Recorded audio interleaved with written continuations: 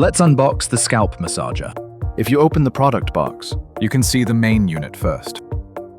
Once the packaging is removed, there is a Korean English manual, and inside a small paper box, there is a charging cable. First, you press the power button for about 2 seconds, firmly, to turn it on. When first turned on, it is set to the default low brightness, and a red light comes on. It revitalizes weakened hair roots and helps create a healthy scalp environment. It plays a reliable role. If you press the button once more, the red light becomes stronger and the indicator turns white.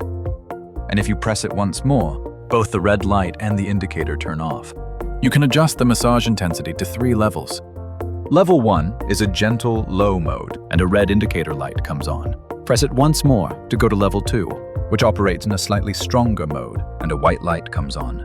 The final, level 3, operates with strong and weak movements that alternate in a rhythmic manner. At this time, a red indicator light blinks and tells you the current status. Looking at how it works, it uses a 3D massage method that moves 3-dimensionally, up, down, left, and right. You can feel a vivid pleasure, as if gripping the scalp with your fingers and kneading it thoroughly.